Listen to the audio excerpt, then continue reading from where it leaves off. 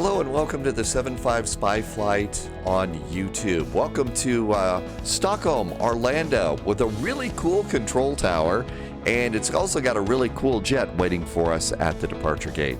Hello and welcome to the channel. Welcome if you're new. My name is Dave. I do the Spy Flight live streams over on Twitch. Every now and then like to come over here to YouTube and do what I call a full, complete, cold and dark flight on these increasingly complex jetliners. And you know, some of the complex jetliners in Microsoft Flight Simulator and the other sims, they can really leave a dent in your debit card or whatever you use to pay for airplanes and stuff.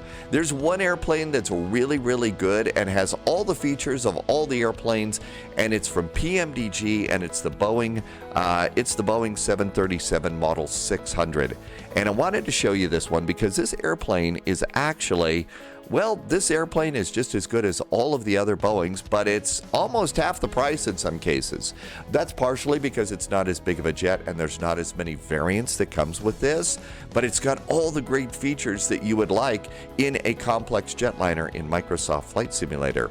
So hop into your airplane and join me, fly along, and I'll show you all the buttons you need to push to make this airplane work. We're going to do a flight from Stockholm to Amsterdam in the 737-600, departing off runway 8, coming in on 18, right? That's the infamous Polderbaan in Amsterdam. Our cruise level today is going to be flight level 400.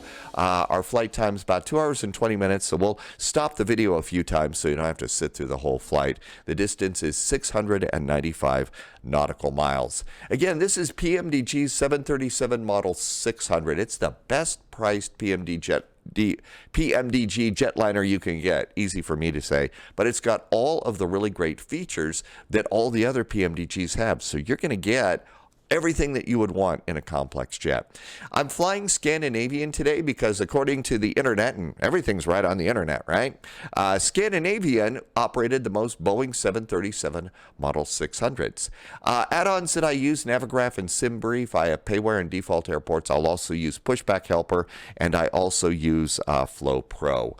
We are flying real world weather and time, so if you're flying this at a time when I'm not recording it, which is very possible here on YouTube, your weather may be different. That means your runways may be different. This is a real-world flight, the Scandinavian. Now, they don't fly the 737-600 anymore.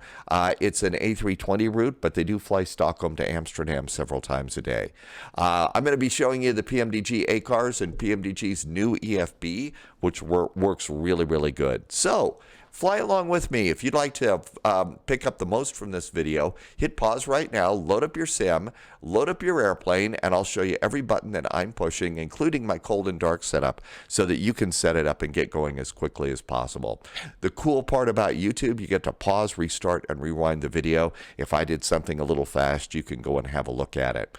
I also like to suggest in a couple of days, if you do a flight with me, take the same airplane out, but take off from your hometown airport, just so that you can still see all the buttons that you have to push, but you're in more familiar territory. And I'll be yammering on and on about the Twitch spy flights as we go on, but let's hop on into the airplane here. And here it is. We are at gate Foxtrot, what is it, F35 here at Stockholm Airport. It's a real nice afternoon and evening today. A little bit windy, and we're going to be departing off of runway 8. Now you can see a couple of things set up here. I've got my fuel truck plugged in.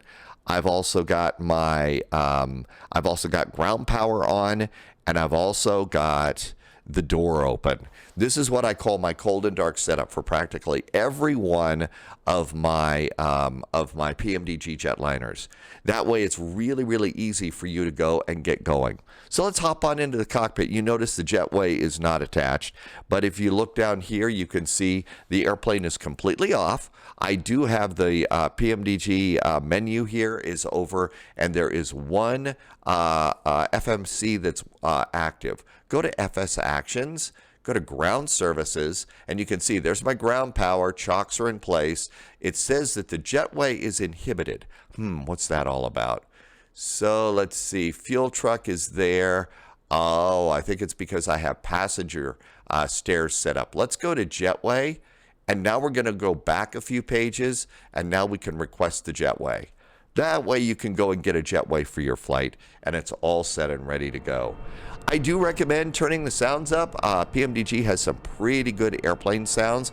Right now we're just getting jetway sounds here, but we got the jetway out and it's in good spot too. So what other stuff do I usually do here? Well, I do have ground power in. Wheel chocks are in place. I also do have the fuel truck. Actually, you don't need the fuel truck anymore because now we have the new EFB. Okay, this is the main page of the EFB. And yeah, it's a little thin right now. They need to add a few things, and I'm sure over time they will. Right now they're concentrating on getting, I think they're concentrating on getting the 777 out as of the time that we're recording. But now what we can go and do is very simple. If you have tied in your SimBrief account, Navigraph account, you can request your data from SimBrief. And it says Scandinavian Flight 441, ESSA to EHAM. There we go. You can also, and this is so convenient, just hit departure, and there is a departure METAR just right there, right in front of you. And that's all you got to do, okay? So now the next thing for us to do is actually start flipping switches. One of the things that I like to try and do, though, is I will go and move my throttles. And right now my throttles are not set correctly, but now those are set. Let's see. Let's also come over here and let's see. There we go. I had the parking brake on over on the controller. We don't need that here. And you can also do speed brakes, so that's good. This is what I call just move your controls a little bit. Make sure that your USB controllers are connected and also in the right spot. The parking brake would have given me a little problem on this one. And now it's time to start flipping buttons and switches and stuff. So let's come on up here. And the first thing to do is turn on the battery. That's this thing right here. It's a switch in here that is also guarded. So you turn it on and guard it, or you just hit the top of the guard and that's what turns it on. And this turns on basic power on the airplane. Of course, the caution light's going to come on. Caution lights come on all the time, but don't worry about that. We've also, as you remember, I said I had ground power established. So let's go and flip the ground power switch. Oh, and now all sorts of things are going to start making noise here. While the airplane is powering up, the pilots do several things. First off, they're going to come over here to another guarded switch, and that's this one right here. It's the emergency exit lights, and you're going to turn it to arm. So one click down and guard it. So we're going to do that. We're also going to come over here to the position lights, and we're going to go and turn this down to steady. If it's dark outside, we'll turn on the logo lights, put the big tail light on so everybody sees, hey, this is Scandinavian Airlines. And there we go. Those are some of the first things. The other things the real world pilots do also is they come in and they tell me they also do the window heaters. So they get those going almost immediately. Now, while the PMDG is powering up, one of the things that I'm going to come over here and do is turn up and do some adjustments here. The first thing is I've got my main panel and it's about halfway up. That's the backlighting of all the labels. And now I'm going to turn all of these down to about halfway. I'll turn them down even more if it's dark outside. This is the level of all of the LCD monitors here in the airplane. So I'm going to just turn all these down to about halfway. I'm also going to turn up a little bit of background lighting and AFDS auto flight. That's turning on that light right up there. The next thing I'm going to do is the same thing on the upper panel. We're going to go and do the panel brightness, and I'm going to turn it up about halfway. You see all the labels on the panel just have some backlighting. It just makes it easier to read. Okay, the next thing we'll do is look down here at the pedestal, and we'll do the same thing. I'm going to do, while panel brightness is up, I'm also going to do 2 clicks of the flood. And all of that is looking good too. Okay, so let's see here. The other thing that we're going to do is look over and make sure that our recirculating fans are set to on. That's just the general blowers. It's not air conditioning, it's just the blowers here in the airplane. And everything is coming to life here pretty good. So let's come on over here, and we're going to go over to this page, and I'm going to hit menu. I'm going to go back to FS Actions, and I'm going to go to Ground Services, and I'm going to leave that up right there. Okay? Now then, because we came over here to the electronic flight bag, we can come down here, and let's go to the FMC, and I'm going to check my nav data. My nav data is current, So we'll go to position init. And we are at Stockholm, ESSA. So ESSA. I've already forgotten my gate number. Fortunately, you can kind of look out the window and see, oh yeah, we're at F35. So let's go and put in F35. Some airports know the gate numbers, others don't. And this one did, so that's pretty good. The next thing that the real world pilots tell me they do is go to page 2 and get a GPS position and put that in the scratch pad, go back to page 1, and they will compare the GPS position with your gate position. And if it's off by maybe 1 or 2 little points, that's not a big deal. But they will compare those two. And now it's time to go up a little further on the upper panel. So zoom out, and we're going to come over here. And this is the alignment for the nav.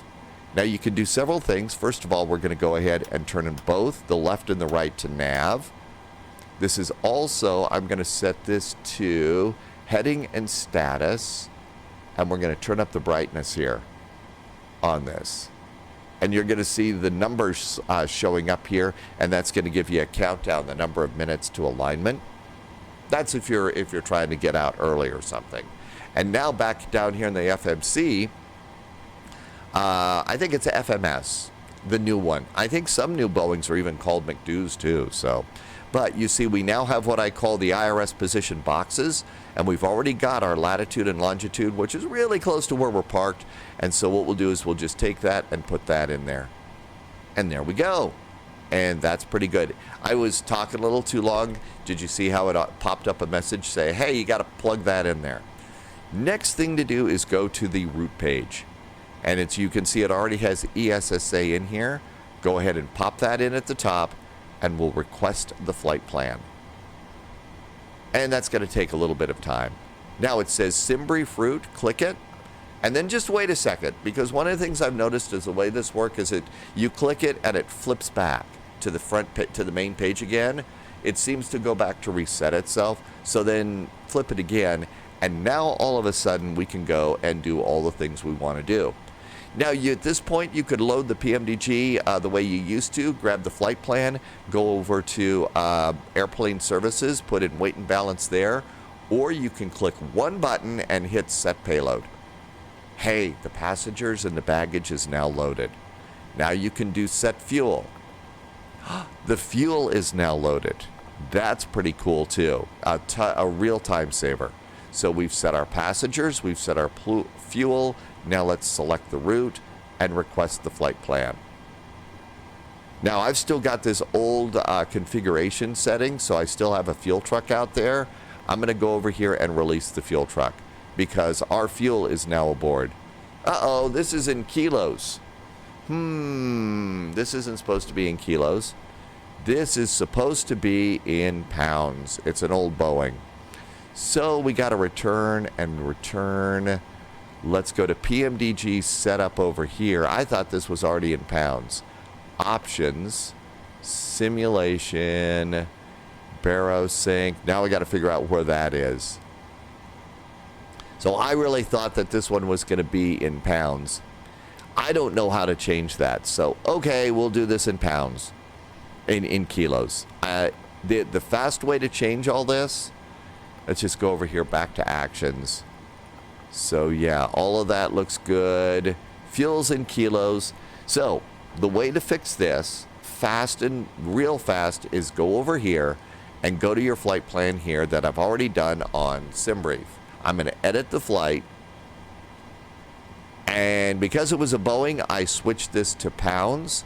I'm going to switch this to kilograms, regenerate the flight. Now I'm going to come over here and I'm going to take this flight plan that's in a PDF reader and delete it. I'm going to go view PDF, and I'm going to save that back to my desktop over active plan. Actually, no, this is my YouTube flight. There we go. Okay, now this should all be in kilos. Let's see if we're in kilos. And yeah, 6237. And we're at 6984, so it's pretty close. I'm going to release the fuel truck and go back to page 1. So that just changed all my numbers over there, so that's good. Okay, now that we got that taken care of, and I really thought that all my Boeings were in pounds. So there you go. That's the way to do that. One of the things that happens with Microsoft Flight Simulator is they've now set it up so that based on your livery, so you know we download our airplanes, but you can also get all of these liveries. The settings for that livery based on the airline you're flying. So if Scandinavian is flying in kilos, but United is flying in pounds, that's going to be reflective of the livery depending upon how good they set up the livery. So that's one of those things. You'll also notice different control configurations too, based on the airline. Okay, so our route uplink is now ready. So we'll come over here to load, and now it's going to load for a second. Since fuel is aboard, I'm going to come up here to the upper panel, and we're going to turn on one of the fuel pumps. I usually do the left aft fuel pump. Wait for the pressure light to go out, and let's go ahead, and I'm going to start up the APU. Because believe it or not, we're about 10 minutes from pushback. I mean, that's how fast you can get this airplane out of here. So we'll start up the APU because usually in Europe, the EU, you're going to turn on your APU about 5 to 10 minutes before you're going to push back. Route data uplink is aboard. So that looks pretty good. And ESSA to EHAM, Scandinavian Flight 441. And then you can compare that with your actual route. And so PETEV, we're on the November 872. We're on a Z route. We're a direct to KULUD. This looks great. Let's activate it and execute it. Now, the real world pilots are going to read every one of those and make sure it's correct. That's the way they do that. But we're going to go fast here. And now the next step is performance initialization. Our cruise altitude today from the flight plan is 40,000 feet. Flight level 400. Flying high today. It says cruise winds. This is over here. My style of flight plan chart here is going up. That's not the right one. I need this one. Okay, there we go.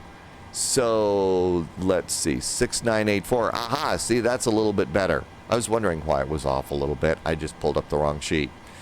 So over here, there's our flight plan. Your cost index is 79. Here's your cruise winds. 205 degrees at 32 knots. So it's going to be 205 / 32 4 knots. There we go. Our cost index is at the top of that column, 79. Reserves. I usually go and grab this number down here. Final reserve and alternate. It does the math for you. And our math for final reserve and alternate is contingency fuel, final reserve fuel, which is 45 minutes together, but they break it down to 30 and 15 minutes, and then alternate fuel. So basically, these three numbers are what I call my final reserve and alternate fuel, and that's going to be 2.12. So 2.12 is our final reserve and alternate fuel. And now for your zero fuel weight, the fast way to do this, just click it, and it's 49.4. And that's actually spot on with what the flight plan says. So we'll execute it. And there we go. By now, our passengers are pretty much aboard. So let's come on down here. Our altimeter hit setting today is 1,000. So let's go ahead, and we are going to be in hectopascals. So click the little button underneath the altimeter set, and 1,000 is our altimeter setting. There we go. That's all nicely set. And now we're going to come over here and let's do some more weight and balance. So performance tool, and it's really cool and really fast. Select your runway, runway 8. And you can import that data from the flight plan too, but we got it. Now let's, the airplane's loaded, so we'll import the data from the aircraft. Let's see, let's also look at weather. It's 8 degrees. And we got a few fluffy little clouds there. I think we're going to do anti-ice on for the engines for our departure. I usually leave my packs on, the air conditioner on for takeoff because I care about the comfort of my passengers. This automatically does the math for you. whether you're in inches of mercury or hectopascals, so we can just go ahead and calculate it. And our selected temperature, so that's also like flex in the world of Airbus, 53 degrees. So let's do our N1 limits now and do 53 degrees. Our takeoff's rating is going to be TO. You might also do TO -1. These are D rates. We're going to be right at TO. So right at takeoff, and then let's go do our departure arrival now. And departure is going to be runway 8. We're going to be doing the Abini 3 Romeo. And there, hey, right there at the top. Boy, that's convenient. And execute. Now we'll go back into the route and the takeoff page. And with that, we're also going to do flaps 1. Flaps are going to be 1. For your center of gravity, I think you could go and put in your trim setting as 6.08, but just click the center of gravity, and then that'll put your trim in there. So 6.08, I usually set that now. And there is 5. So there is 6. It's about as close as I think you're going to get that setting. So 6.08. And then the FMC says 127, 128, 132. 127, 128, 132. So all you do is go click, click, click, and it's done. Let's also take that 132, and we're going to put this up here as just our first speed off the runway. It's going to take over pretty quick when we take off, but there you go. Runway heading for takeoff, that's going to be on our charts. I've already gone and stacked up my charts here. So runway 8 is 070 degrees. So 070. And our initial climb altitude on the Abini departure, let's see, what do we have? Initial climb is 5,000 feet. So we'll set 5,000 feet in the window. And then one of the things that I do with my Boeings is when I know that I've set my altimeter, I've set my initial speed, my heading, and my altitude. At this point, I turn on my flight directors. That's how I remember, hey, I've done everything up there. Okay, so all of that's good too. Let's go ahead and see the APU is up and running. And so we're going to go ahead and switch the APU generators on now. There's the APU generators on. And I'm just going to hit the off button on the ground power. Older airplanes, if you didn't do that and the ground crew would pull the power on your airplane, there'd be sparks. Modern jetliners don't do that as much. And so let's come on down here and we can release ground power.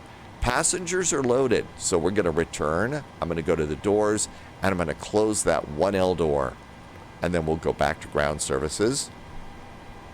As the 1L door closes, at this point in time, you could also go and retract the jetway. And let's set the parking brakes right now.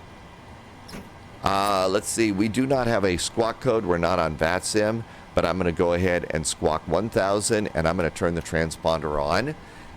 Even if I'm not on VATSIM, I act like I'm VATSIM so I don't forget the transponder, because otherwise I will. And now we can go ahead. Brakes are on. I'm going to pull my chocks. And now really we're done here. There is a pushback truck that you can use within this. I like to use pushback helper. Pushback helper is fast. It gets the job done so well. Up, we still have a jetway in place. Well, let's go and request the tug. And if you request the tug through pushback helper, it will retract your jetway for you. Very nice and easy. And so here comes our tug. Let's go and do final preparations up here. I'm going to turn my seatbelt sign to on. There's 3 positions, off, auto, and on. I'm on it flat out on right now. While we're at it, let's come over here and we're going to put 40,000 feet in for our final cruising altitude. Let's also come over here and we're going to go and look at Stockholm. And Stockholm is minus 11 feet. I think we'll just leave this at 0. Let's see, it's probably getting stuffy in the airplane, so we'll give the passengers a little bit of pack action right now. a little bit of air conditioning, and when the door closes, this is when I turn on my electric hydraulic pumps. Final checks here. We'll also come and turn on some lights. So now we're going to turn the anti-collision lights on. And the anti-collision lights are going on. Everything up here, we are on the APU. We've disconnected ground power. And so ground power should be gone. We're all ready for pushback. And everything's good. So let's go and push back, and we'll swing the tail towards the control tower there. Ready? Parking brakes are going off. I just did that with my toe brakes, and reverse. And out we go. And there is our cute little SAS Scandinavian Airlines coming on out. Parking brakes are a little bit different on this airplane. You don't just pull it to put the parking brakes back on. You push the toe brakes all the way down and then pull the parking brake lever. A lot of people don't get that about this airplane. One of the things that I like to do is I like to use the moving maps here. This moving map is great for taxi. And even if it's an airport I'm familiar with, I will use this. Okay, let's swing it around to the right. Tail to the right here. And that's kind of the way I'll use this. While we're pushing back, great time for a sip of coffee.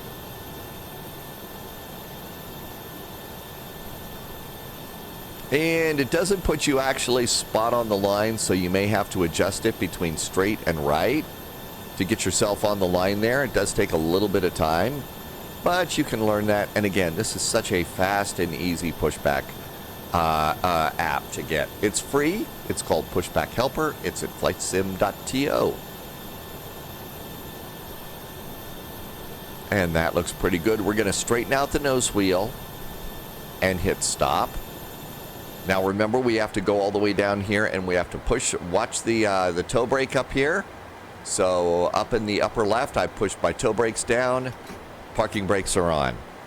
And now I can release the tug. And I usually wait till I see it moving, and then I'll turn off Pushback Helper. And it's time to start some engines here. So let's go ahead, and we're going to turn the packs off. And let's go ahead and ground start engine number 2. And look down here, you see that the starter valve is open. Look down here, N2 is starting to go up. It's 25% on the PMDG NG next generation Boeings. So 25%,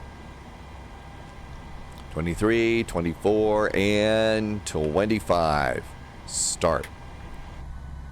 And if you go back into the cabin, this airplane, the sound package has that low rumble. You can hear it in your right ear, your right speaker. It's really, really good. I think PMDG was one of the first developers to put some of those incredible startup sounds in the airplane. You'll also hear it too when you're coming on in, you know, when you go thrust idle. You hear that low rumble that we all remember from real rides in jetliners. They actually modeled it in this airplane. Okay, the starter valve has gone off, and we can go ahead and start engine number 1. So ground start, same drill. Starter valve is open. Looking down here, you'll look and see, there's the N2. The real pilots are also going to look at the oil pressure, oil temperature, and quantity. Make sure these numbers don't start going down. They go down, that's probably a good indicator you got a bad oil leak. 25, and fuel. And there goes our second little engine.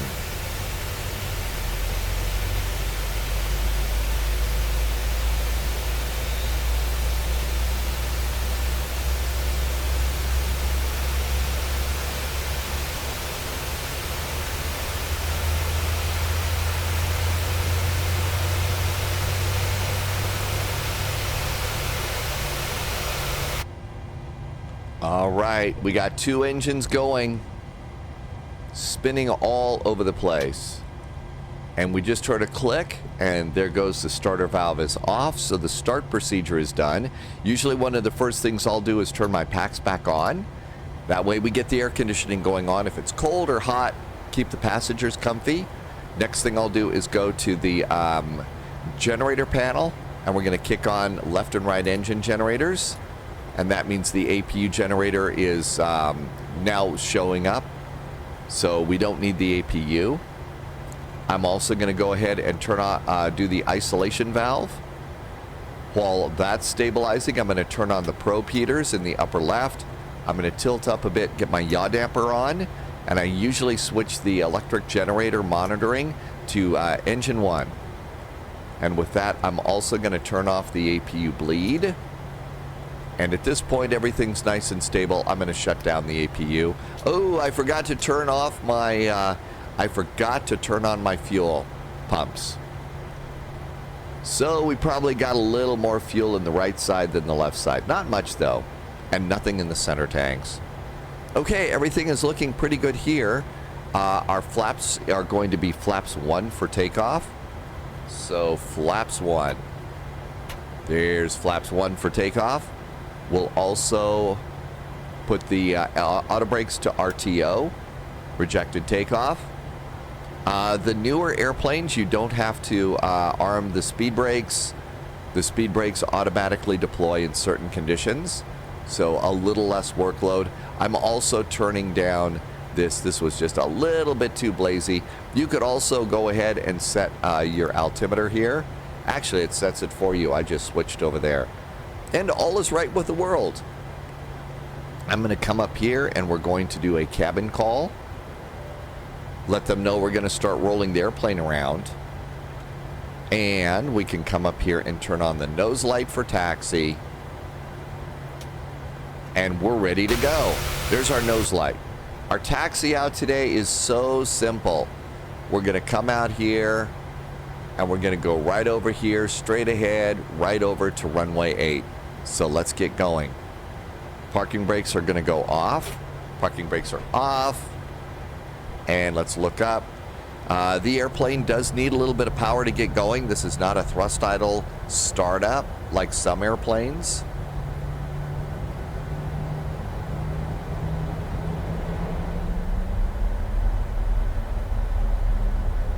And then you could go to thrust idle, and that'll keep you going, which is nice.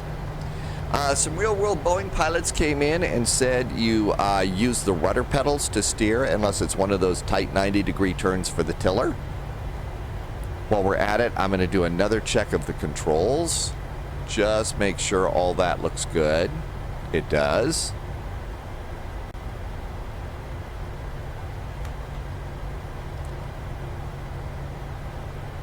And come on over here. We got a little turn over here to the right and left. My nose wheel tiller control is getting a little bit jumpy right now, so that's why I was moving it around like that, just to get it started. And we might need a little more power as we go, just to keep our momentum going. There is a number in your flight plan, and this is important if you're going to be in a big VATSIM event. It's called minimum takeoff fuel. That's what you need for your takeoff. My minimum takeoff fuel is 6587. And the airplane does not totalize your fuel. So if you take a look at these, you can see that we're doing a lot more than 6.5. I missed my turn while I was doing takeoff fuel. So 6.5 divided by 2 is going to be 3.15 or something. 3.25. Well, we're at 3.4. So we got more than enough fuel for today's flight. But especially if you've been sitting on the ground waiting for VATSIM ATC or something, because it's a really busy day, that's the last number you check to make sure, is my fuel really, really good for takeoff? So we're here at the hold short line. Parking brakes go on for a second. Let's go ahead and do some things. We're going to come over here and I'm going to hit the MFD button. And let's see if I can get a better view. So here's the MFD button. I'm going to click it. Watch the lower panel. See, the lower panel went blank and it put all the engine instrument data up here. That way, this down here, that's going to go alive on you if something goes wrong. Okay, let's see. We could also come over here. I'm going to go airports and data and traffic. And we got those all set and ready to go. The last thing, let's reset the fuel flow, and we're ready to go. ATC just called and said, hey, you're cleared to go onto the runway and line up and wait. When I go onto an active runway, I'm going to turn on my strobes. So that's 2 clicks up on position and strobes. Parking brakes are going to go off. Out we go. Be like the real pilots, look out the window. Anybody on approach, just in case. Just because you're cleared doesn't mean that you're 100% cleared. You always ought to look out for yourself and say, is there another airplane out there? There are two sets of landing lights up here. There is fixed landing lights and retractables. I don't know the exact sequence for using those. I will use the fixed during the day and the retractables at night. I don't know if that's the correct way, or maybe you just use them all.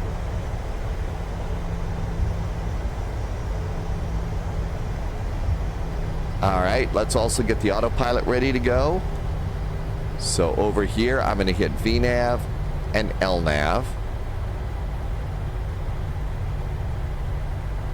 I'm going to go and arm the auto throttle. And they said to line up and wait, so we'll wait right here. And all of that is ready to go too. So ATC is called and said cleared for takeoff. And so I'm going to turn on my fixed landing lights. And it's time to go. Release the brakes. I'm going to go my throttles. I'm going to move those up to right around 40%. So right at 40%, there they're going up. And then at that point, I'm going to go and hit the auto thrust button. And that's going to set my thrust for takeoff. Oh, I'm also going to hit the clock button for elapsed time for our flight. Checked. The great thing about the PMDGs is you get airspeed callouts. That really is something that these days a developer needs to do. And our little baby Boeing is up and away. Positive rate of climb. Gear going up.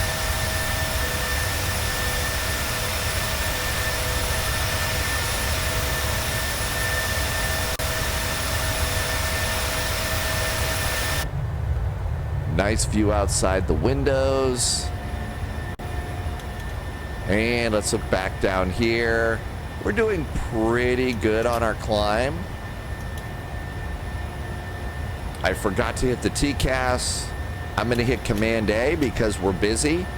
Let's go and hit TCAS on. Forgot to do that before takeoff. I let the autopilot do the work, especially in a big VATSIM event where you're changing a lot of frequencies and stuff. No shame in doing that. This also starts our speed. And there is the flaps 1. So flaps can go up. Let's go outside and watch those. There goes our flaps up. Our leading edge slats are going up too. And the AP is handling it perfectly. This is all of this stuff is exactly what happens with your other with the other PMDGs. You're getting the exact same thing that you get in the 800, the 900. Not as many variants. It's smaller, but it's a great little airplane, and it's really great performance too. Let's go and do landing gear. So you can see the landing gear. We're going to go and click the down arrow. ATC just called and said climb and maintain 17,000. So you'll pop that into 17,000 since it's hitting our 7,000 there. And I'm going to hit altitude intervention. And that should continue our climb. Let's also, while we're turning things off, auto brakes to off. So flaps are up, gear is off, auto brakes are off. And everything looks good down there. Up. It's gone amber on us. We need to do standard altimeter. Standard altimeter. And it'll change them all for you. It really understands that hey, this may be a two-person cockpit. You can't do every job. It makes it easy like that. And I don't think that we're sacrificing that much immersion when you have little things like that. Our speed's coming up even more, just like it's supposed to. Let's bring the map out a couple of clicks here for our departure. And we're going direct to PETEV. And if we look down here at our departure, so there we go out there, and we are direct to PETEV. At this point, I'll go and make my map a little bit bigger on the departure and just have that off to the side. Actually, ABENT and then PETEV. So all is right with the world there. At this point, I'll come over here and we're going to hit the progress button on this FMC. So we're 622 miles away. We should be landing at 1716 Zulu. I have the airplane flying real time. And then I'll come over here and it's got us on econ climb, so that's really good. And our airplane is just flying perfectly. Now is the time, if you're all set up, go back to the back, look out, enjoy the view. The satellite photography and scenery means that if you're doing this flight right now in the real world, is probably a real close approximation to what you would see. The cabin itself is done pretty well. It's not, it doesn't have working, it doesn't have seatbelt signs and no smoking signs, but you know what? That's just fine. I like having altitude, if it's a trade-off, altitude call-outs on takeoff or seatbelt signs, I'll take that. Famously, you still can't open the cockpit door. That's okay too. Not a problem. Some of the livery painters out there have actually gone and changed some things in the little monitors there. I think there's just one cabin seating, even if you've got a first class cabin. I think it just shows the one. Up here, the flight attendant area, the galley, again, flat, but okay, I'll take a little bit better performance. And out we go. I'm going to go ahead and turn this off. Let's go ahead to electronic flight bag. If you have Navigraph, I usually switch over to the Navigraph moving map here. It's got a little bit more data and shows you a little more of where you're going. And then I'm going to switch the weather over to arrivals, which is EHAM or Amsterdam. Passing 14,000 feet, ATC just called, said climb to your final cruising altitude, which is 40,000 feet. Little on the high side, but okay, I'll take it. There's 15. It seems to be fairly nice and smooth outside. So I'll come over here and we're going to hit the flight attendant call button. And let the flight attendants know that they can get up and start getting the drink carts ready to go. Remember, if you're a passenger, please don't order Diet Coke. That is supposedly the most difficult beverage for them to serve because there's something in Diet Coke that makes it a giant pain in the butt.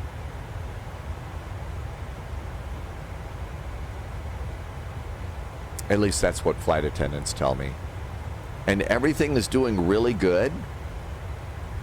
In your flight plan, so over in the flight plan, we go, there's page 1, 2, 3, so 112 passengers, there's some basic data.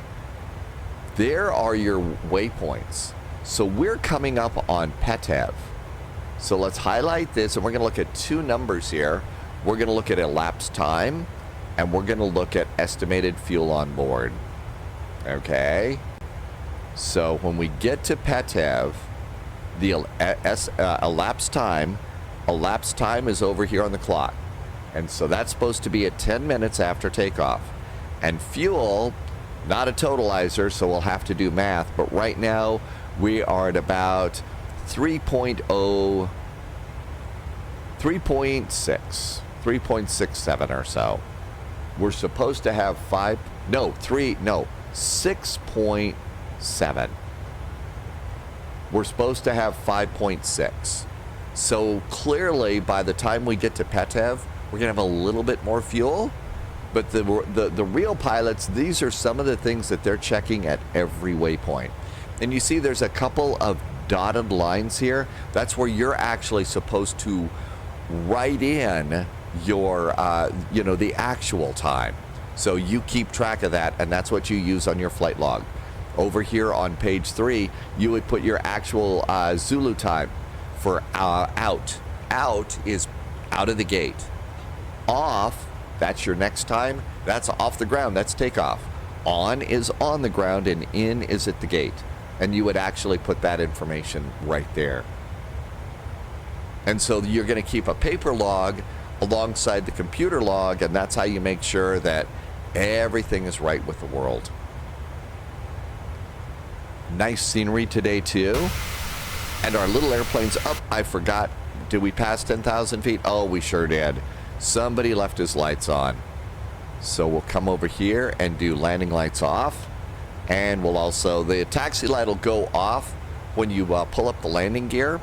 Another thing that I forgot was for takeoff, you would go to continuous restart, especially if you're taking off in rain and snow and stuff. I forgot to do that. And there is PETEV, so fuel is 2.9, so that's going to be 5 point, well above what we need, so we're good to go there. And we are also on the chronometer about 30 seconds early, so we actually bought about 30 seconds there, so that's not nice too. And we've got 84 nautical miles. We should be at our top of climb at 1600. So we've got about, 12 minutes of climbing to do. And all of that looks good. We're now 584 miles out, so that looks great. We have not gone and set our arrivals. So if I've got a flight that's longer than an hour and a half, 90 minutes, I'll not go into departure and arrival and set up the arrival stuff, because it could change. Now in this case, it's probably not going to change. But that's usually what I will do, so for the longer haul flights or a flight of more than 90 minutes of cruise and stuff like that, I'm not going to set all that just because I'm expecting it to change. And that's pretty much where we are. We've got a nice climb. It's smooth outside. It's above 25,000 feet. At this point, I'm going to come over here and I'm going to shift my seatbelts from on to auto. That way, based on your altitude and turbulence, seatbelts will take care of themselves. You know, when it's takeoff and landing, I'm going to positively put it on. Maybe the real, that's me pushing too many buttons. And the real pilots don't do that, but everything else is looking good here. One thing I haven't done is where our heading is 213. I like to keep my heading bug aligned with our current flight.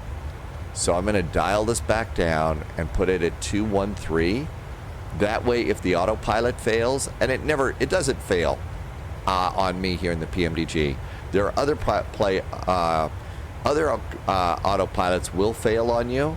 So at the little purple indicator, your purple bug, that's my heading.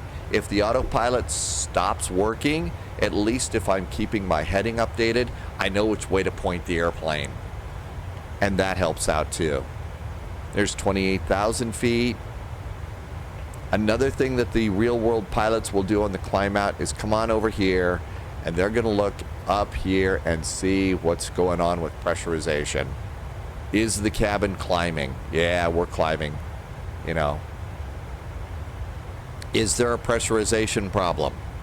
And there would be a pressurization problem if you didn't have your packs on. So there's no need to panic about pressurization, but the real world pilots are gonna check that. And they actually do it, I think, several times on the climb out. An intermediate check and then a final altitude check, and then watch it. Mostly their job is to watch everything here. Nothing really to worry about down here. transponder is good. Nothing else to panic about. So we're just going to go ahead and continue the climb.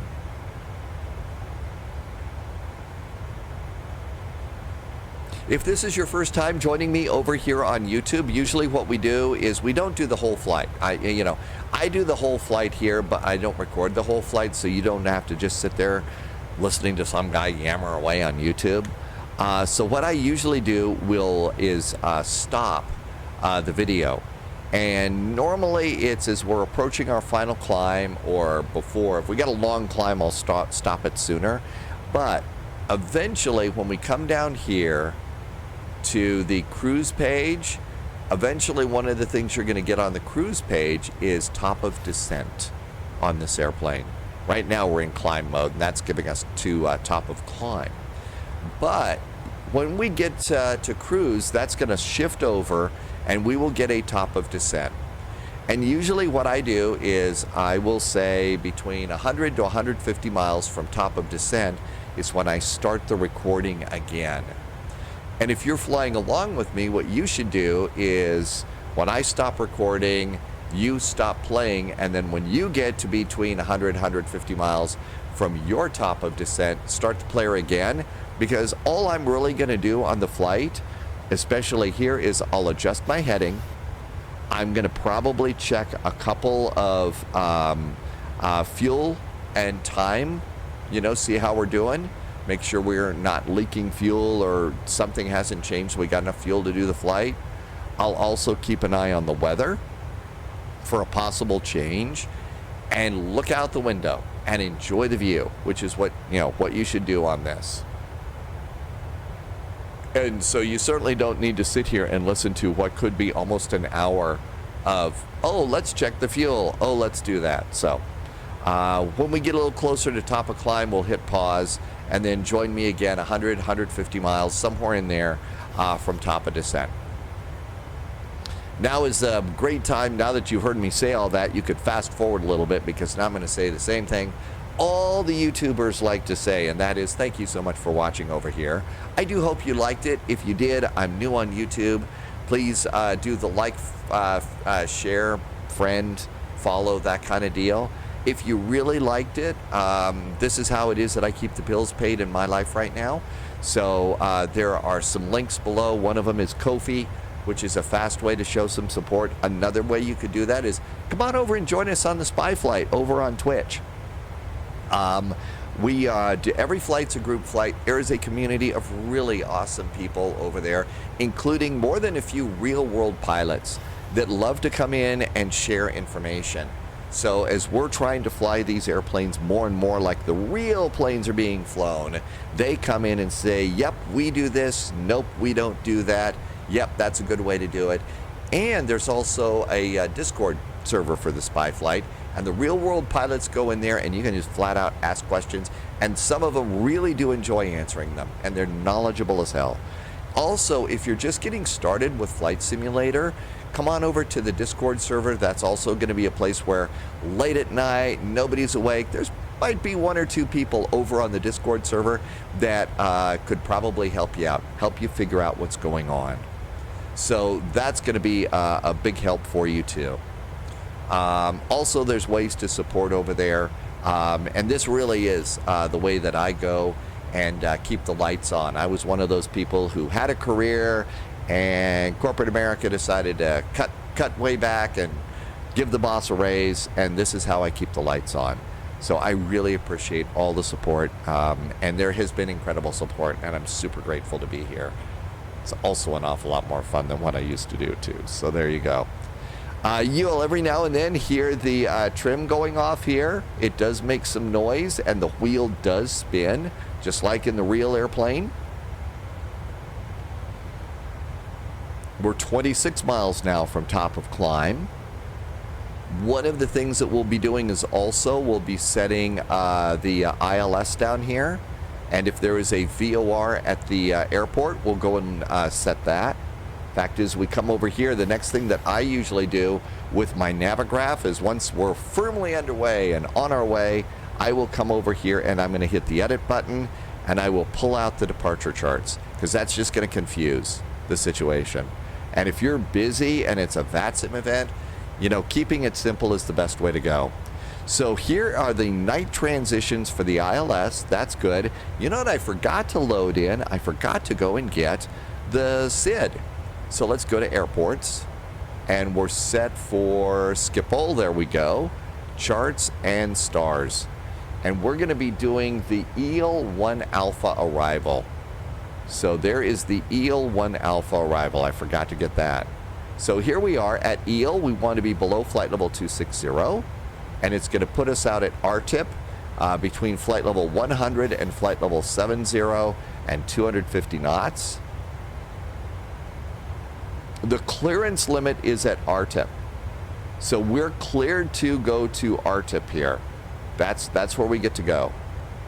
And they will often tell you in a lot of approaches, if you haven't got clearance to proceed, there's an automatic hold at RTIP. Now, it's never happened to me, but I have a feeling that there's going to be some airports that are going to start to do that sort of thing. I think that that's one of the things that are going to they're going to start doing on VATSIM is enforcing the automatic hold at the end of your star, at least at some airports. So after RTIP, we're going to be coming in on the night transition.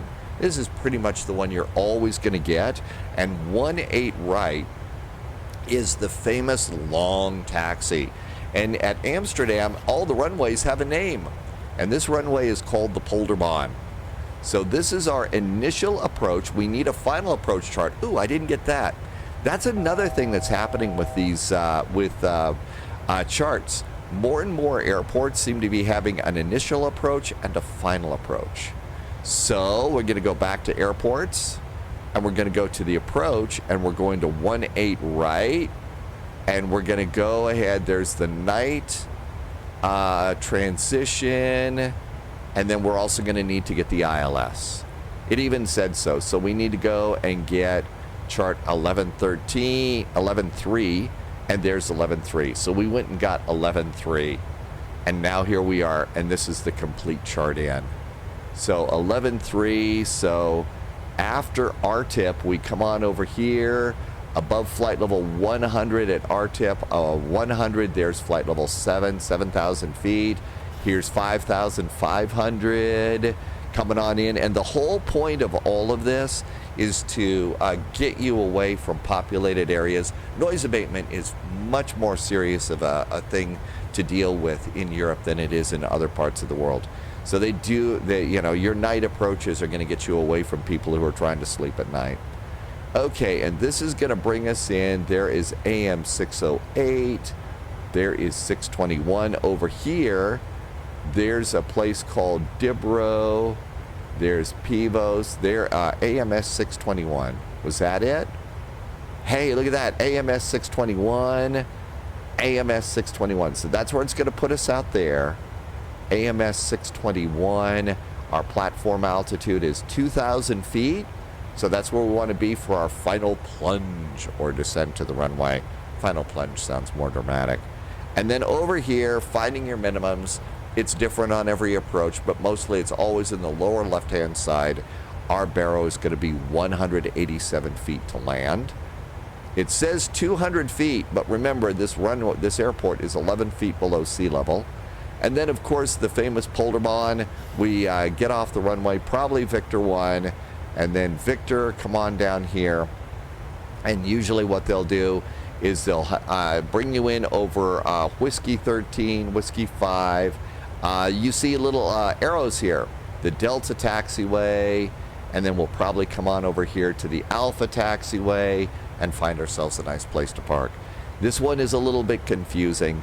And then parking stands, grab yourself a parking place, and that should do it. So now you've just gotten the arrival briefing. So we're all ready to go with that. And we're at our final cruising altitude of 40,000 feet. Let's go ahead and bring the map out. I usually will bring that out to about 80 miles. This is also going to show me airports in case we lose an engine and we have to land. Oh my gosh, what are we going to do? So this shows us the closest airports. There is our wind. Right now we've got a headwind of 36 knots. That gives us a ground speed of 426. So, and then our current heading is 217. I'm going to keep my bug straight up, and that's what we're going to do. It says we are 390 miles from top of descent. So there you go, 89 miles. So this is the point where I'll probably say, let's take a break. I'm going to stop recording. And unless something weird happens, when we get between 100 and 150 is when I'm going to start. And that's when you should start too, okay? So enjoy, look out the window. That's the best thing to do here. Although it's mostly cloudy, so there's not a lot to see. We'll see you between 100 and 150 miles from top of descent. Okay, there you go. 150 miles from top of descent. And welcome back. Thank you for coming on in. As you can see, our sassy little 737 is still flying high. Hi there. I hope your flight is going well too. It was about a good 45-minute break here. Managed to make breakfast and another cup of coffee, so that's what they call multitasking. The only things that I have done is I have adjusted my heading, just as promised. I also did go over to Navigraph and grab the latest METAR for Amsterdam, Schiphol. So airports, go to airports, make sure you got the right airport, hit weather, and there is your latest. And you see it does say that there's some showers in the Amsterdam area right now. You can also go Control-C and then grab your flight notes and then go and do Control-V. Look at that. And you can go and copy those into your flight notes. And by the way, you're probably looking at this little text file saying, ooh, how can I get that? Look in the description below. I copy my flight notes into every description here on YouTube so that you can go into the description and go Control-C and Control-V, put this into your own notepad and change it. This is how I do flight notes in Flight Sim. I get relevant parts of my flight plan, plug it all in. A lot of the data up here, some of it you need, you really don't. I just have that for my flight plan. I put weather in here.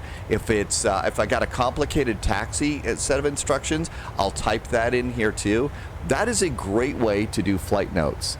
And if you're on VATSIM, I wanted to show you something here with vPilot, because there's a cool thing that you can do with vPilot too.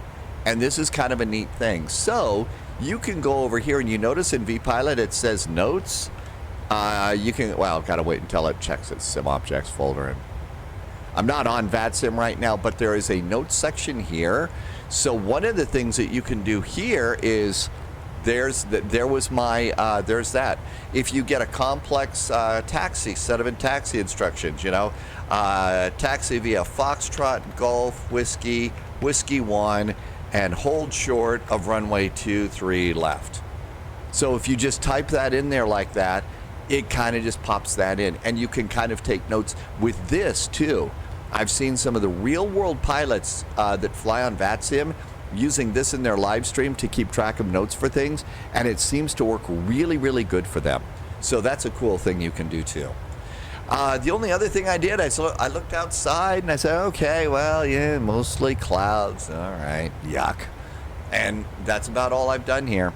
So the next thing to do is we are 129 miles from top of descent. We have plenty of time to get some things done.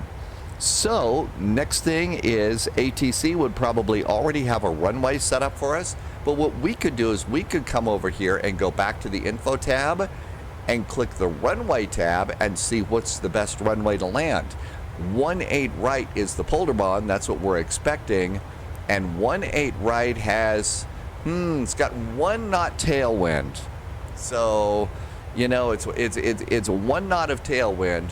I'm gonna guess that Amsterdam is still using the Polderbahn right now, especially for nighttime and landings, quiet times, because it keeps the noisy jets away from people, you know, just getting home wanting to sleep or something like that. So anyhow, this gives really good information to say that 18 right is still going to work out for us pretty good. So 18 right is great. We've already briefed the landing, but the next thing for us to do is let's go ahead and put in some numbers for our landing. Okay, and this is going to be the ILS 110.1, and our inbound course is 182 degrees. And what we do is we do this down here with the radio. And this airplane has the modern nav radio here, which is really nice. So our frequency is 110.1. 1101. And I'm going to make that active. It's all ready to go. Next, I always like to look and see, is there a VOR over the runway? In the middle of the airport or something. And sure enough, we've got one. Schiphol VOR is right over here, 108.4. I'm going to put that in over here on nav 2, 10840, and make it active. And then when you look over here, you see VOR 1 and VOR 2. That means VOR 2 is going to give me another distance to the airport. And that's going to be really, really helpful. So DME is going to come down here a lot sooner than we get the ILS. So that just gives us an idea of what our distance is from the airport. The next thing we're going to do is put our inbound course in up here. And remember, our inbound course was right over here by the frequency. So it's 182 degrees. So let's do 182. And fortunately, you can just hold and click. And then you can use the mouse wheel to go and fine tune it to 182. There we go. Next is minimums. Minimums coming in here. And again, remember, Amsterdam is, and it's up here in the corner, minus 11 feet above sea level. It's below sea level here. So minus 11 is what we have. So our minimums here are going to be a little lower than 200 feet. It's going to be, the Barrow altitude is 187. So we'll come on over here and we'll look down here. It's set to radio, so click the inner ring to switch it to Barrow and dial in 187. And you see it was already at 200, and it's a small little baby number that's right underneath the artificial horizon. So we got to dial in 187. All right, 187. So our Barrow is now set. Up, we're heading 226 degrees. Let's set our heading again. Keep it updated. You know, it's not just keeping it updated in case you've got an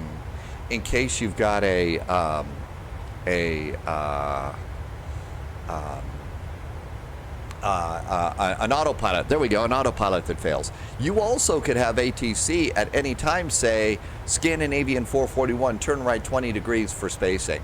Well, if you've already got this set up here, it's all you respond to it a little bit faster, and it's a little less work for you. So that's another reason to always keep that heading updated. Now, an Airbus, it does it for you, but in this case, you got to do it yourself. Okay, so let's see. We've set the ILS, we've set a VOR, we have set our minimums, and we've set that inbound course. The last thing that we could do is preset the altimeter. And right now, winds are variable at 1 knot. Visibility is pretty good. There's showers. There's a few clouds at 2,500. It's broken at 3,200. The temperature is 13. The dew point's 11. And the altimeter is 0994. The cool thing about the Boeing that I really like is now we can go and just spin around the altimeter setting. And now it's what, 0999? You can preset your altimeter setting. No, it's actually 0994. 0994. And now underneath the standard altimeter, there's a number here. We have preset. So at a time while we're coming in and we're busy, ATC's got us changing frequencies. We're watching out for other airplanes. We're trying not to spill our coffee. We can preset that, and it just makes our lives a little bit easier. I wish Airbus made it really easy to preset your altimeter. Maybe they don't do it because they want you to check it when you set it. I don't know. But I really like being able to preset this in terms of workload. When our workload is getting busier and busier and busier, this is one thing you can preset, and it makes your life easy when life is getting crazy. The next thing to do is come on back over here. We're going to look at our arrival. We're coming in on the EL1 Bravo, and that means we're going to probably be set to descend to flight level 0770 or 7,000 feet and 250 knots. Let's go ahead, and it's probably time for us to load this in. We are direct to Golan, and so now we need to go in and set our arrival. Departure and arrival, arrival. We know that we're going to get runway 18 right. We are going to do the EEL 1 Alpha. And then what do we have? We're going to come RTIP 1 Delta or RTIP. I think we want 1 Delta. I think 1D is the daylight version. So we come on over here. It's the RTIP. Do we actually get something that says 1D or just RTIP? I think that's it. I don't see the other one in there. ILS runway 18, night transition. I think it's this one here. I think RTIP 1D is not this. So let's click RTIP. And there's no transition after that, and execute. Now let's get into legs and see. Okay, there's EEL. So EEL, Novum, and it's always going to give you that. I'm sure there's a fix. There's something to change in the flight plan. I just don't know what. So EEL, Novum, and RTIP, right? And over here, it's going to be EEL, Novum, and RTIP. Okay, good. By the way, the real pilots, they're also looking at altitudes and speeds. After RTIP, we're going to SPL and Amsterdam 240, 241, and 242. Now let's check and see if we've got the correct transition in here. So after RTIP, no, not even close. It should say Winja 602, 603 near sea. Yeah, this is, see, this has us going over Schiphol. That's not right. We didn't do this right at all. So let's see, back to the top of legs. We got a ways to go. So departure and arrival, arrival. 18 right, it's the EEL 1 Bravo. Yeah, that said 1 Alpha. So EEL 1 Alpha. So 18 right, EEL 1 Alpha. Let's see what other options we have in here. Here is Sugol, there's River 1 Delta. Well, the only other thing for us to do with this is let's try the 1 Delta, and maybe D doesn't mean daylight. So 1 Delta, let's see what that does to us. By the way, when you're making changes to a flight management computer in any of the airplanes in Microsoft Flight Simulator, go slow. You tend to want to click these really, really fast and click through and do stuff and everything. You really don't want to do that. Now let's go back to legs. So Golan, Kubat, EEL, Novum, RTIP. Ooh, look at that. It says Winja. After RTIP, look at that. It says Winja. I think that was it. Let's go to the next page. AM 602. That's correct. 60 near sea. And this is our approach. This is the correct one. So I guess 1 Delta doesn't mean 1 daylight. I guess it doesn't mean that. 49 nautical miles out, so we're looking pretty good. We got enough time to get it done. So the next thing for us to do is at this point, ATC would probably call us and say, Scandinavian 441, you are cleared to descend on the EEL 1 Alpha arrival. So that means we would probably maybe get an altitude of, between 7,000 and 10,000. Let's just go ahead and let's go down to, let's see, what do we have over here? There's flight level 100 here, 70550. It says flight level 100. I'm going to go flight level 100. Oh, look at this. It also says here, flight max min at RTIP is flight level 100. That's our altitude. And chances are ATC would tell us that. So let's go and do flight level 100. And the airplane is going to do this for us. You know, we've got this programmed in. It's set up in the flight management computer. So the airplane's waiting for us. All we have to do is put in the altitude, and it will go to work for us and do the descent. And it does it very, very well. And again, we're doing this in the PMDG 737-600. Didn't pay a ton of money for this airplane, and this is all the capabilities that we have. So it's really pretty awesome. Okay, there was this 1 Delta thing. Night transition, Netherlands, ILS runway 18 right. initial approach. I'm looking to see if there's something in here that says 1D. I don't see anything that actually says that. It's probably staring me right in the face. But I don't see anything that says 1D. Okay, wait a minute. It does. Look at this. RTIP 1D transition. There it is. Okay. Like I said, staring me right in the face, right? Okay, so there we go. And we're going to be on the RTIP 1D, so that's how we would have known to do that. That's where I should have looked. We have the ILS all set up. We're ready to do that descent thing. Here comes top of descent. It shows our top of descent should start at 1654 Zulu. It's 1650, so we got about less than 3 minutes and 30 seconds, I guess, before we'll start our descent. At which point, you know, so the pilots are basically able to say, okay, almost time to start our descent. If you wonder how it is that they know to do the pre-descent announcement just before descent, there you go. So at this point, the pilots will get on to PA. Hey, folks, we're getting ready to start our descent. Now's a great time for you to go and take care of any last-minute business in the lavatories, or start cleaning up stuff around your seat for approach and landing. We'll have to turn on the seatbelt sign probably in another 10 to 15 minutes. Weather right now coming into Schiphol is pretty good. It is light rain. We are going to a gate with a jetway, so that's nice. Might be a little bouncy. There's a few CBs. So cumulonimbus clouds out there. Maybe a thunderstorm here and there. We're starting to get into thunderstorm season. In fact, some parts of the northern hemisphere have already seen some pretty good thunderstorms. You see over here where it says gates.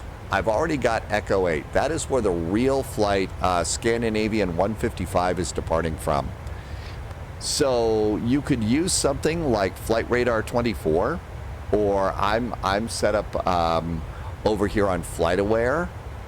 And what you could do is you could put in a flight number, SAS 1555.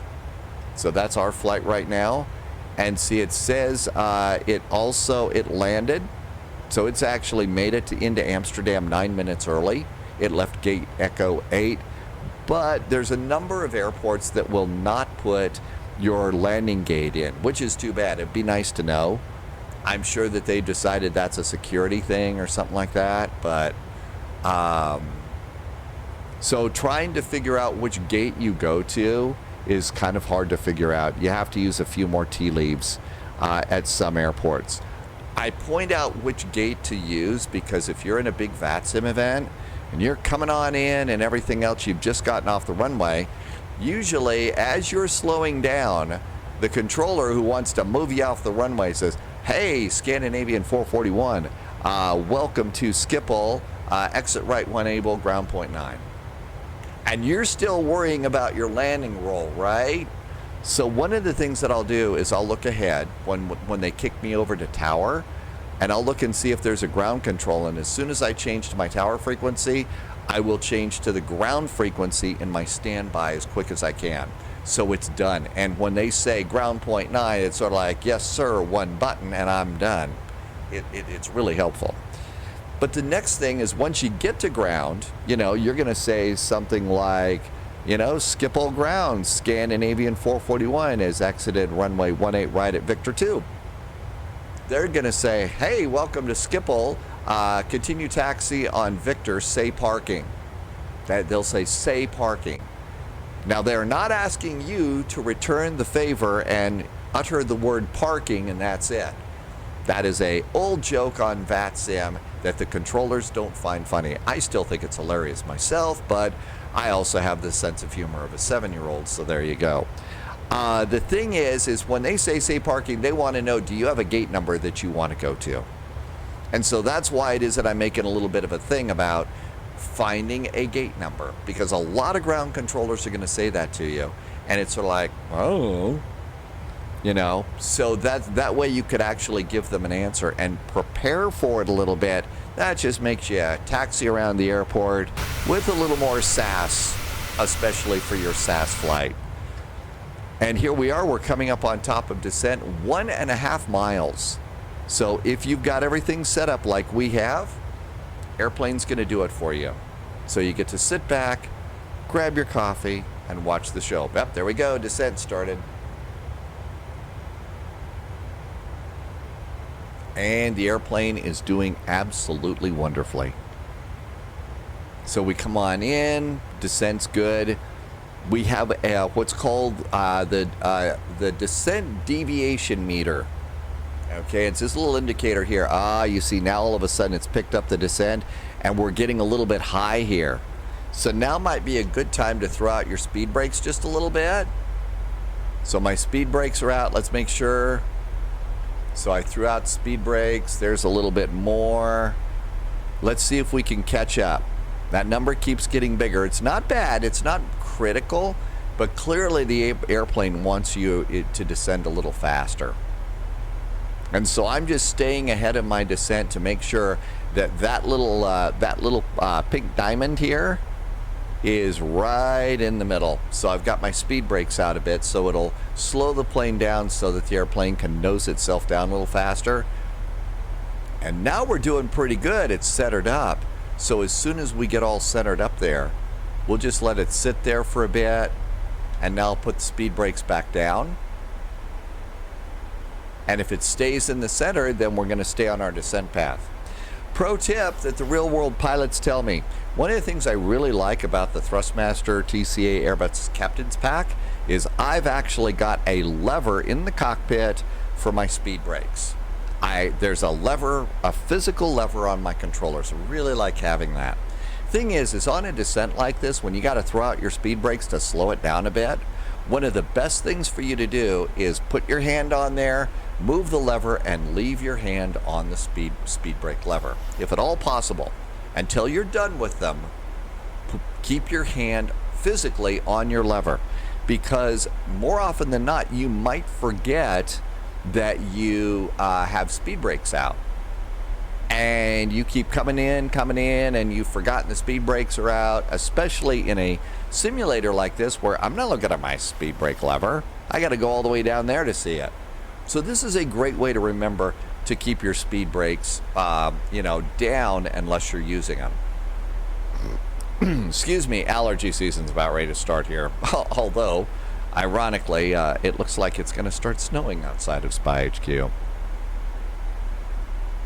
So not so bad. Passing 31,000 feet, we're right in our descent path. Life's pretty good. So the good old Polderbahn, this is a lot of people, groan if they have to fly, if they're flying to Schiphol. It's night, 9 times out of 10, you're going to get this runway. Okay, so that's just it. And oh my gosh, it's the longest taxi ever, right? So one of the things is I'm going to go ahead and probably just do, this is a 12,000 foot runway. I'm going to go ahead and do something like auto brakes 1 or 2. Normally it's 2 or 3, but we don't have to jam on the brakes quite so fast. And so to get down that 12,000 foot runway. So maybe I'm going to do auto brakes 1 this time and see that. Auto brakes 1, there we go. So we're starting to make our preparations also for landing. You might also notice that I do things really, really early in the cockpit. The real world pilots are saying, we never do stuff that early in the cockpit.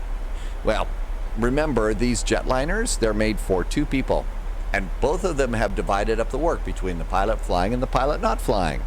I don't have a pilot not flying to help me out here. So that's one of the reasons why I do things almost ridiculously early for our landings like this. Because when you would do it in the real world, that's when VATSIM has got me doing 100 other things, and I'm doing a bunch of things I should be doing anyway and don't have time to do the things I'm preparing in advance for. So that's kind of the reason why it is that I'm doing things this way. And that looks really, really good. So now we're getting pretty much set up for our landing. Our descent is pretty good too. So now we might come over here and hit the forecast. I should have done this sooner. I should have requested our descent winds. Going to go out, get the wind report and plug that in, makes your descent a little more accurate, a little less wear and tear on the airplane, a little less fuel maybe. I should have done that before we started our top of descent. The airplanes are getting more and more complex. Remembering when to do things, not the easiest thing in the world. Okay, forecast uplink is ready. Let's load it. And then after then, you would go ahead and review it, make sure you agree with it and like it, and then execute. And now I'm going to go to init ref. Usually in the Boeings, unless it's a ridiculously short runway and stuff, I like to do a flaps 30 landing. A flaps 30 landing is a little easier for me. It's a little less floaty. And at least that's the way that I'm doing. Okay, so everything looks good here. And so we've selected our landing speeds. We're 107 miles out from the airport. We're passing 23,000 feet. Now's about the time where, unless there has been a lot of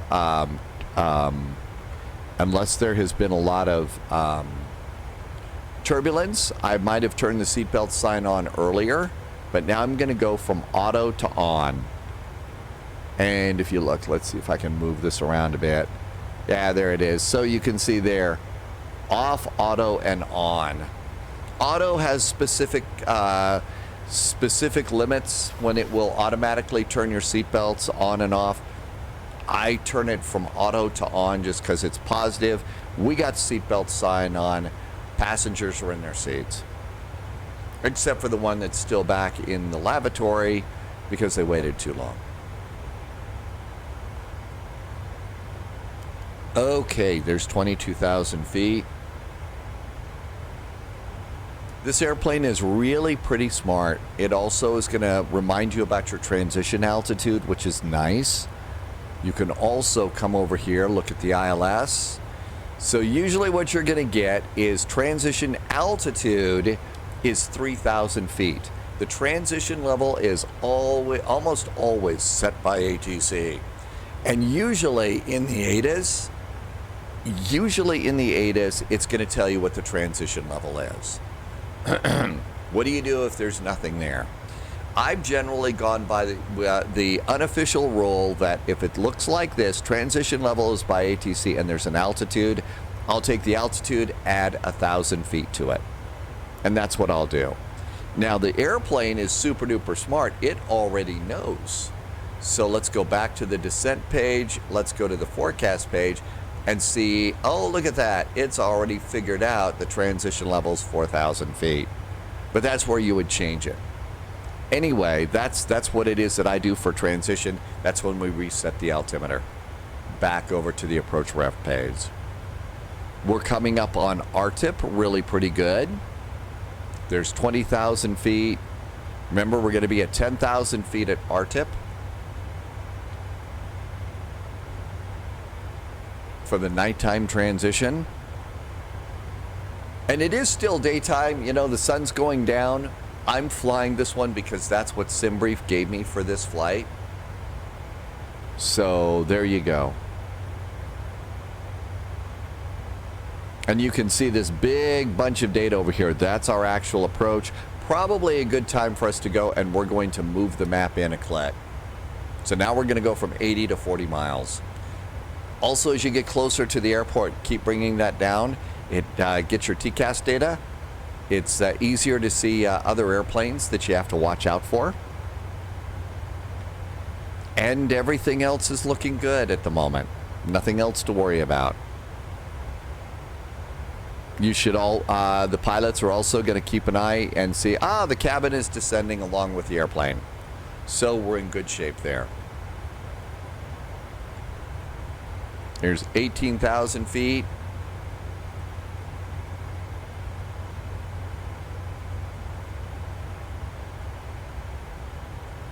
Probably let's enjoy a moment of editing Zen here. And that took care of about 15 to 20 miles there. Just all we did was descend, did not change anything, just monitored the descent. We're at 15,000 feet. We're supposed to be between flight level 100 and flight level 70. So I'm going to guess that technically on the star we're a little bit too high. But then again, on the other hand, I think that the airplane is trying to get us to a flight level 100 here at Winja, which is what we're direct to right now. So I kind of feel like that's why we're a little bit high at the moment. I'm not sure where we should have been on higher or lower. And I think it's important to point these sorts of things out, because coming in here, you're supposed to observe those altitudes because there's airplanes going in the opposite direction above flight level 100. So us coming in high like that, I'm not sure what was the right answer to that. But we are going to be sure that we want to go and reset our heading bug right up to 290. There we go. And we got a jumble of waypoints up here. So let's go ahead and dial that in now to 20 miles. Our speed's coming down to about 240, which is what we're expecting here. And it should handle the rest, more of our descent. So I'm going to go over here and go to 550. I'm going to do 550 here. That's on our descent. Okay, and the FMC drag required after Winja. Okay, so speed brakes then. Ooh, look at this. We're also in clouds. What is the temperature? The total air temperature is -2. It's not a huge deal right now these days, but you know what? Anti-ice is going to be a thing. It's already a thing with some airplanes. I'm going to at least turn on the engine anti-ice. I have fallen out of the sky once because of icing in a simulated sense. So I always am a little careful.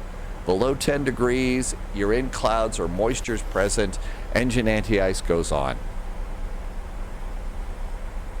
I will steal a joke from another live streamer. Sim Caesar would say, what you want to do with Uncle Ice is your call, but anti-ice goes on at 10 degrees and moisture. And 290, and we're looking pretty good. Seat belts are on, passengers are in their seats, the weather outside is frightful. So all of that looks really good over there. The airplane is not going to show up until we get a little closer to Winja, but that's going to be setting us up. Now, ATC may choose to make you make a change. It may not make you fly the whole route here.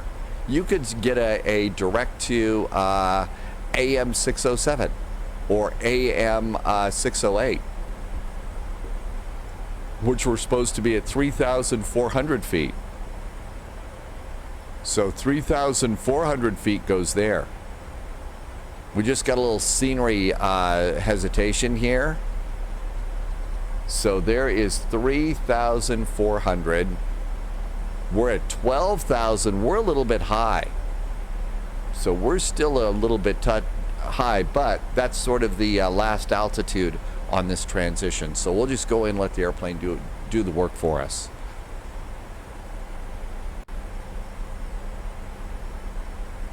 This has slowed our speed down to about 230 or so, 240. Our maximum speed on this is supposed to be 250, but that's a little fast for some of these 90-degree hairpin turns that we're going to be making. Hairpin as far as a jet's concerned. So as we get a little closer, I might speed intervene. And ATC has probably speed intervened us too and told us to probably slow down to about 210. They do that sort of thing on these approaches. Slow down, speed up. Keeping the airplanes spaced apart is a big part of this. And we're at 11,000 feet. We're supposed to be at 10 at Winja. I think we will be. So that's looking pretty good. Getting close to our altitude. Let's go ahead and do landing lights and arm that taxi light.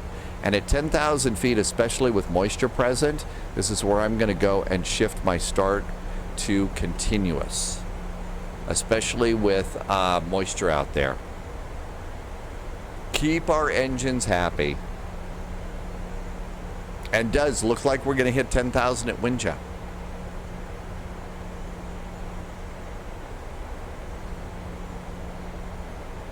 And like I was saying, ATC may not make you do the whole transition. If there are no airplanes ahead of you, they're going to go ahead and tell you, they're going to go ahead and make you make a turn. So we're not hitting 210 knots. I'm going to throw my speed brakes out one little click, not all the way. Usually speed brakes will do really good for you, just by 1 or 2 clicks at the most to get to the speed you want.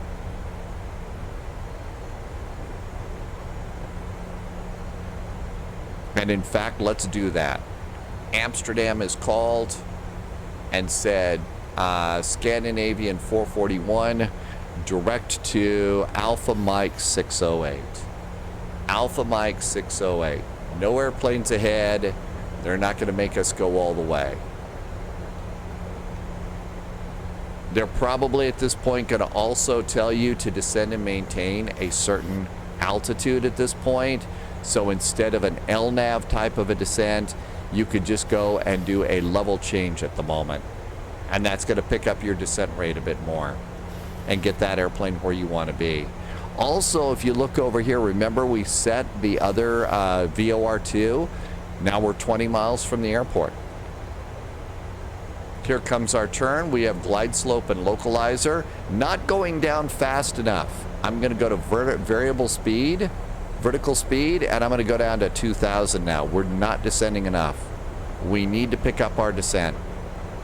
I got our speed brakes out. We're probably going to need more speed brakes to get there so that we can get below the glide slope. And remember, we're getting kind of busy here. There's stuff going on. So the fact that we prepared for the approach like that, we're all set. Now let's say that we were going to an airport that has like 2-3 right and 2-3 left, and both are active runways for the approach. One of the things that we could have done is set both of the runway ILSs in here, and that way if they shift you to the other runway, it's one button push and you're already set for the other one. We're about 2,600 feet up. We need to continue our descent here. So as we approach, the final plunge altitude is 2,000 feet. So I'm going to go ahead and have the airplane continue down to 2,000 because we're a little high. And that's probably where ATC would have told us to go anyway. And you can see we've got localizer and there's glide slope up there. Sometimes they will tell you you're cleared for the localizer, but not for the ILS. That means you would hit this button for localizer. And that's going to center you up on the localizer, but it won't set you up on the glide slope. We're still a little bit high here. I'm going to increase my rate of descent now by about 500 feet per minute. And see, that's going to put our little banana line here right over the 2,000. So that means we'll catch up with the glide slope at that point in time. ATC is going to call in and say, hey, you are now cleared for the ILS runway, blah, blah, blah. So now I'm going to switch over to the approach. And that's going to arm glide slope. That's good too. I think we're kind of getting close. I'm going to go and do landing gear. I'm going to have one more look over here at the airport and remind myself that we are exiting. We're exiting to the right. And now I'm going to zoom this in and turn that into my moving map for taxi. Slide that off to the side. It is now officially raining. And we are now on the glide slope. And so it's taken us out of vertical speed, so glide slope has control of us too. I'm going to go ahead and reduce my speed now. They'll usually say about 180 knots until 5 miles DME. Let's go and do flaps 1. Speed brakes are out. I'm going to go and put my speed brakes down now, because we don't need those. There's flaps 2. There's flaps 5.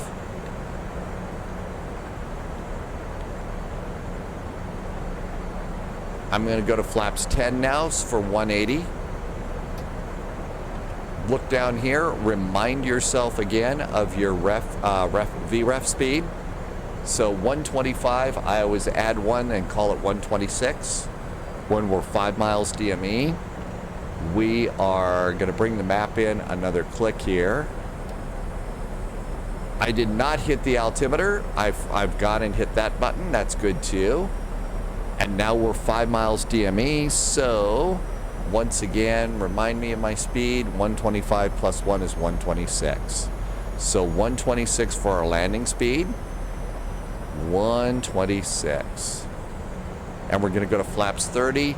Now is the time to sit back in your chair, gently put your feet on your rudder pedals. Make sure that you're squared straight up so you can grab your controllers. And here comes flaps 15. We're going to flaps 30.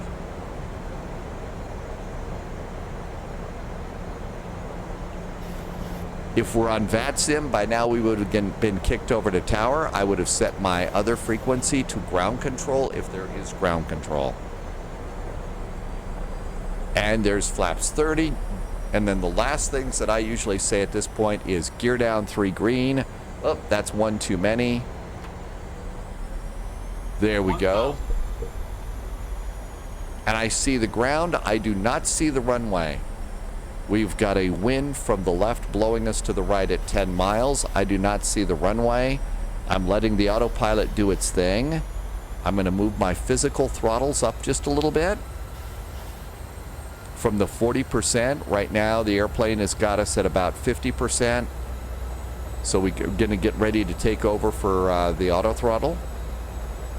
And I'm looking for runway lights.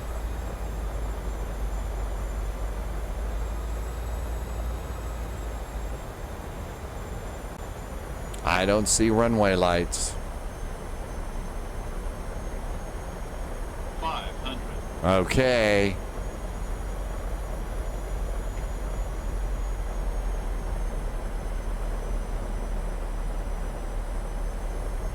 I don't see runway lights. I see the ground out of the left side of my window. I see runway lights. 100. I got runway lights. AP is off. Auto throttle's off. We're a little off to the side because of the wind. Minimums. Landing.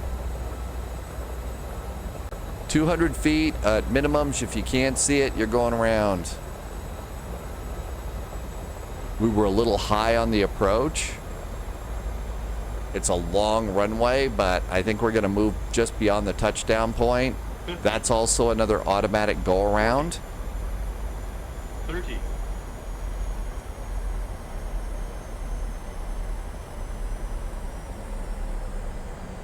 20. 10. Reverse. Reversers are green. We were way, way long on our landing. This is also a YouTube, so your time is important too. Off the runway. Auto brakes are off. Flaps are going up. Flaps are up. Speed brakes are down. Turn off the landing lights. Clear the runway. We're going to do engine start, and we're going to turn off the strobes. This is such a long taxi. 3 minutes after you land, basically let your engines cool down after a big bad reverse. That's when you're going to go ahead and maybe think about a 1-engine taxi. No reason to waste a bunch of fuel.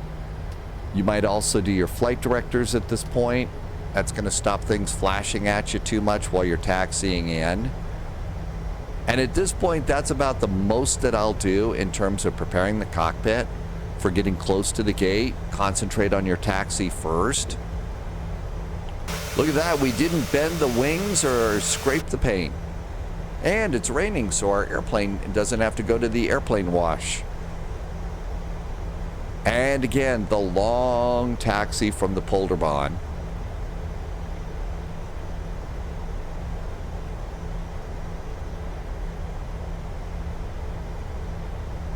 How about another zenful moment of editing for this taxi?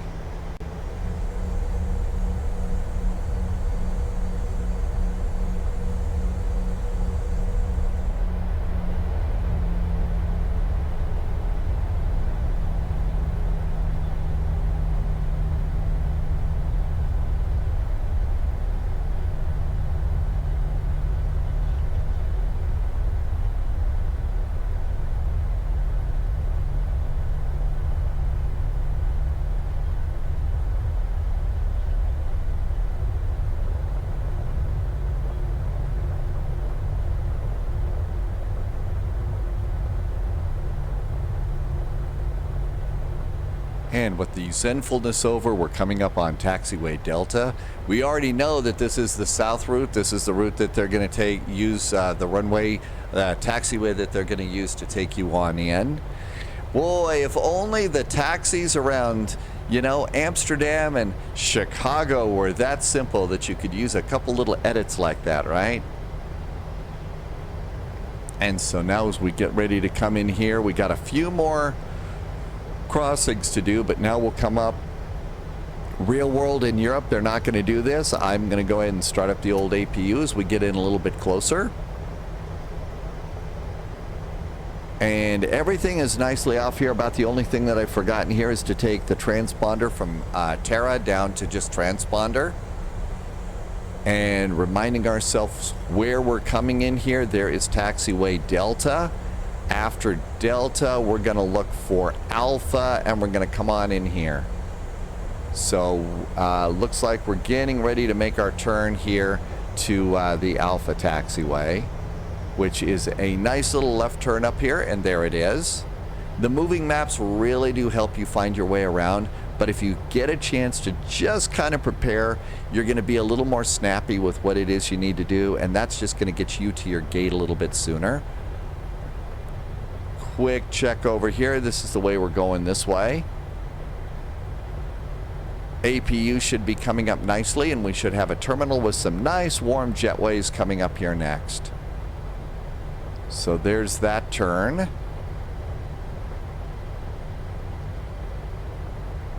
And whoops, that's Bravo. We wanted Alpha. There we go. Yep, there's Alpha. That goes that has the arrows, I think, that are going the other way. Add a little bit of power coming on around here. There we go.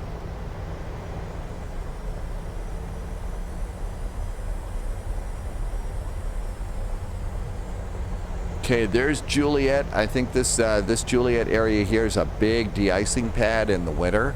And that's something that I think is going to be coming into the world of Flight Simulator, is the need to do more things like de-icing and stuff like that.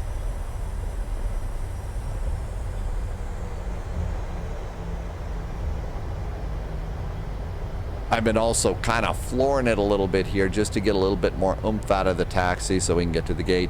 That's really about what we've got here. And that's the 737. You can also unload the 737, and this is one of those great airplanes where you can do what they call an on-the-ground spin. They also have really done an amazing job of modeling a lot of runway underpasses here in Flight Sim. And the Vegas scenery is absolutely amazing too. The scenery in Las Vegas, with the billboards and everything around Vegas. They've also modeled the sphere. I call it the big old eye, but the sphere, which is really cool too. So we'll go ahead and make a right turn into the gate here. We've already got the APU up and running. The lights are all perfect. And there should be all sorts of parking gates for us in here. Probably a little bit bigger. I'm not sure where a flight like this would come in here to Amsterdam.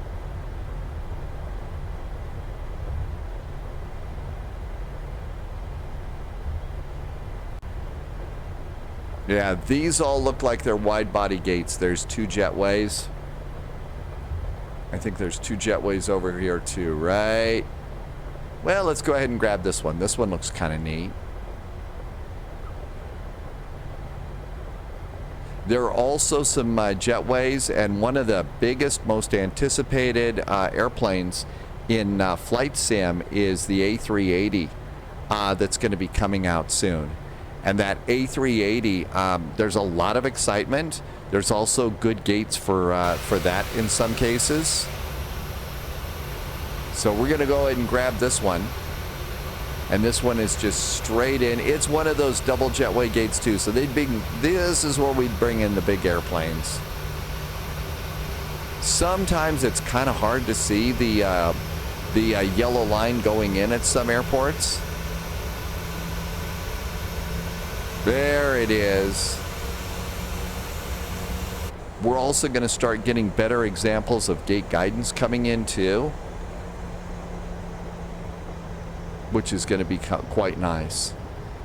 Some people say turn off your nose light when you're getting this close. Other people say, nah, it's not that big of a deal. We don't want to blind the rampies. And out we go here. That's probably a great parking place right there. Parking brakes are going to go on.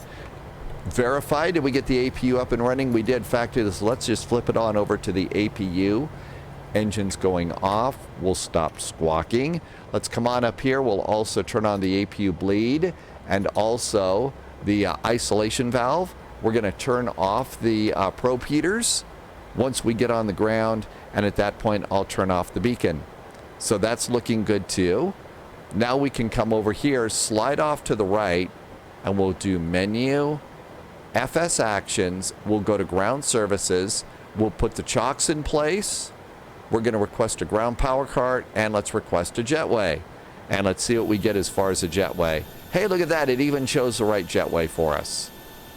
So as the jetway comes on out, I'm going to say thank you so much for watching. I really hope that this helps you with this airplane. And again, if you've got a tight budget like we all do, the Boeing 737 Model 600 is an absolutely amazing airplane. It's really good for the money too, and it does everything that the other PMDGs. So this is a great way, especially if you're just getting involved in flight sim and want to check out a complex payware airplane.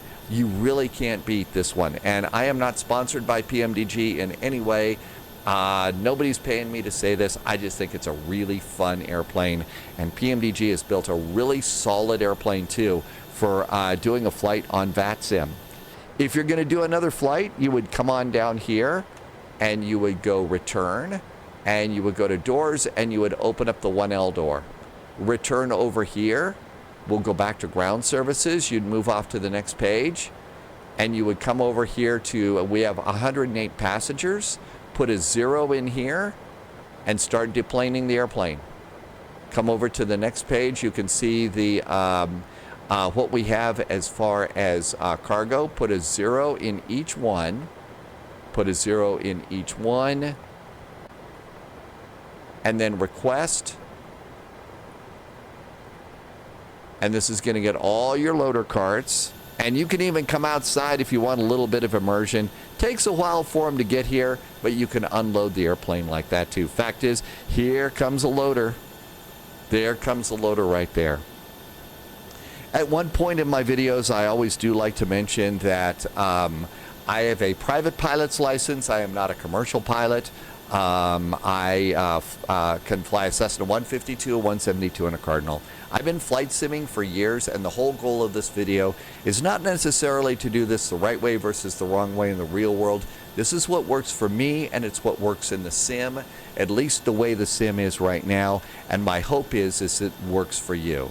I'm still new on YouTube. I'm still to the point where I read every question and comment. Can't wait to hear what you think and would appreciate any likes and shares that you want to do. I also hope you'll join us over on the Spy Flight on Twitch. You'll find us at Twitch at 757 Spy. Every flight is a group flight, and I hope you'll come over and have a fun flight with us there too. In the meantime, as our sassy little 737 gets unloaded, I'm going to say thank you very much for watching. I really do hope that you are having a good time and that the simulator is good and that you're able to stay happy and healthy at your place. And I will see you back on YouTube again, and I'll see you even sooner on Twitch. As always, stay healthy, stay happy, and I'll see you in the friendly sim skies. Cheers.